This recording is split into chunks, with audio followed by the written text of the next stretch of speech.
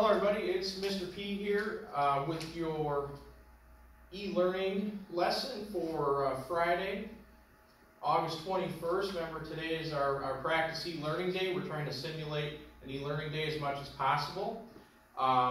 So with that said, okay, kind of pretend that I am not here because on our actual e-learning day I won't be. So if you have any questions that come up during the lesson or during when you're working on the assignment, all those need to be directed through Schoology. You need to message me on Schoology. Okay, so what we're going to do is actually talk a little bit more today, kind of bring everything together, distinguishing between chemical and physical changes, distinguishing between chemical and physical properties.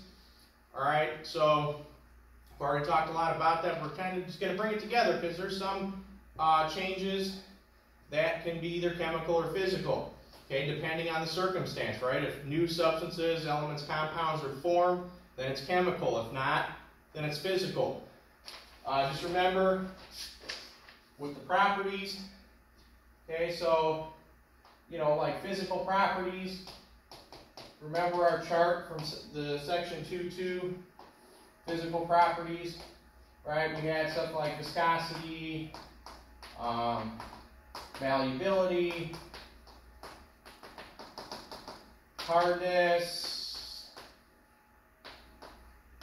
conductivity, right? So how well something conducts heat or electricity.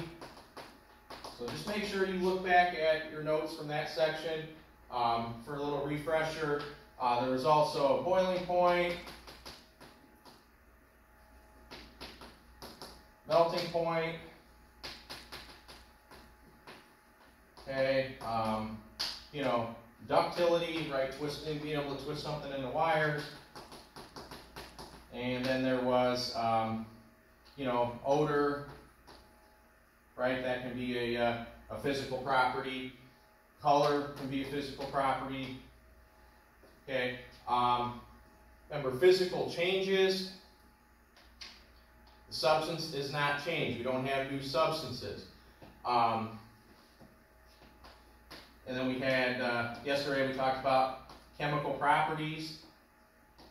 You know, examples like flammability, so how flammable certain substances are, and reactivity, so how reactive certain substances, elements, compounds are with other substances. So those are chemical properties. All right. And then also, remember, there were clues to what constitutes a chemical change, right? And there were 5 of those. So 5 clues to a chemical change. Right? One of those was if we see gas or bubbles. Remember, we did the vinegar and baking soda. There were bubbles that were produced, like carbon dioxide. So, so gas or bubbles. And then if heat or light is produced, then it's a chemical change, heat or light. Change in color can also be chemical. Remember we talked about the example of rust or the copper turning green, the Statue of Liberty. That's an example where color is a chemical change. And then of course we know sometimes it's physical, like we just paint something a different color, that's a physical change. Another clue to a chemical change, recall from last time, is if you have a change in odor, like rotting food, okay? And then the last one was like a production of a precipitate, so like a solid substance is formed.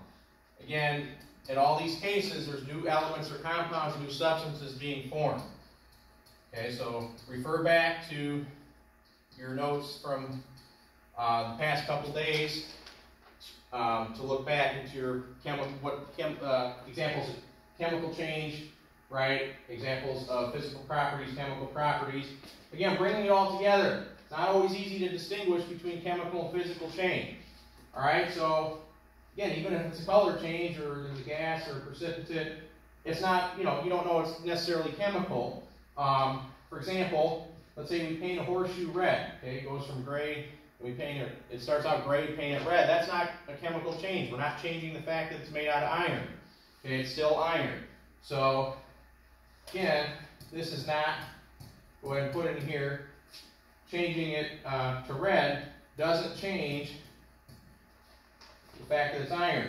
When water boils, we see bubbles, okay?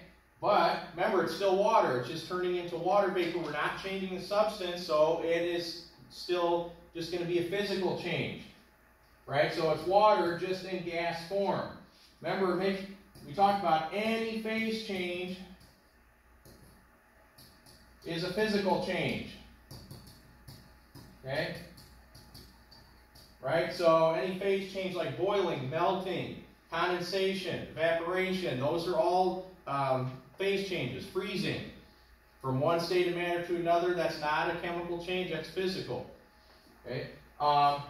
Another question we can ask is do we have different substances or new substances present after the change takes place?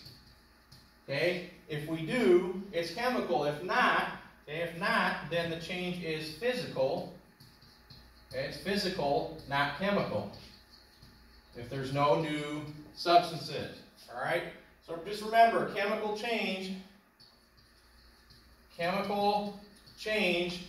is a change in the composition of the matter. So the chemical makeup changes. We have new elements and compounds after the change.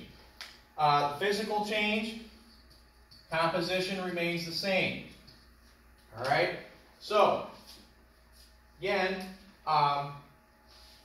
make sure you have these notes filled out. Okay? So, as you, finish up the notes, okay, you can continue in your e-learning folder. There's a copy of the notes in case you missed anything.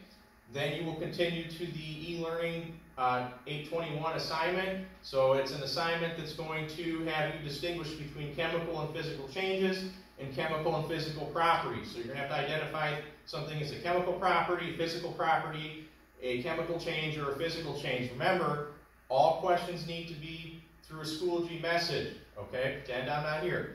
And then at the latest, the assignment would be due on Monday, start of class. Okay, you are going to get 3 attempts on this assignment. Okay, so you do get multiple attempts. You can go back and correct what you missed. All right, so we'll see you Monday.